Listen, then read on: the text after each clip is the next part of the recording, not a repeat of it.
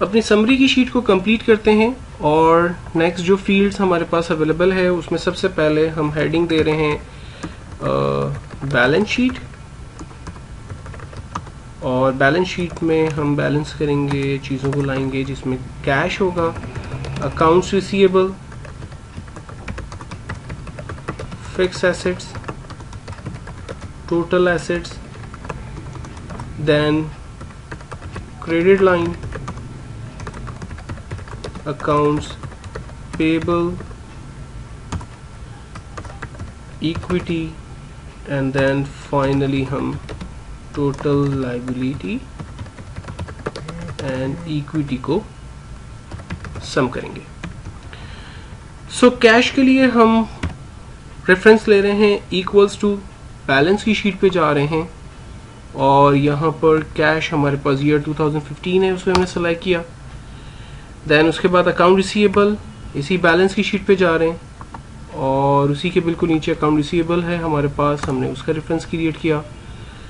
Fix asset के लिए हम जा रहे हैं इक्वल्स टू बैलेंस की शीट पर और हमारे पास फिक्स एसेट सॉफ्टवेयर की सूरत में अवेलेबल है, सो हमने इसे सेलेक्ट किया एंड देन एंटर, और तीनों को हमने सम कर दिया, यानी cash, account receivable, fix asset. तो हमारे पास ईयर 2015 का आंसर आ गया। सेम डाटा को कॉपी करते हैं और बाकी तमाम सेल्स के ऊपर उसे पेस्ट कर देते हैं।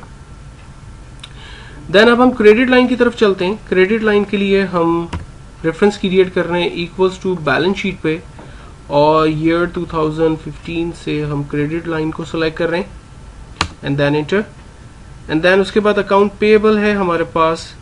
अकाउंट्स पेएबल के लिए हम रेफरेंस क्रिएट कर रहे हैं इक्वल्स टू इसी बैलेंस शीट पर जा रहे हैं और हमारे पास अकाउंट्स पेएबल है, हमने इसे सेलेक्ट किया एंड देन एंटर, और लास्ट है हमारे पास इक्विटी। तो हम बैलेंस की शीट पे जा रहे हैं और यहाँ से टोटल इक्विटी को हमने एज अ रेफरेंस के तौर पर लिया एंड देन एंटर, और finally total liability and equity को हम, जिसमें क्रेडिट लाइन, अकाउंट्स पेएबल और इक्विटी है, उन सबको सम कर दिया। तो आप देखें हमारा बैलेंस शीट में हमारी एसेट्स और हमारी तमाम लायबिलिटी एंड इक्विटी बिल्कुल बैलेंस चल रही है 2015 में, एंड होप के इसे कॉपी करके जब मैं नेक्स्ट तमाम रेफरेंसेस पे लेकर आऊँगा तो बिल्कुल परफेक्ट। सो हमारा बैलेंस शीट हमारी बिल्कुल बैलेंस है और हम तमाम समरी को बेसिकली यहाँ पर जनरेट कर चुके हैं, एक शीट पर ला चुके हैं।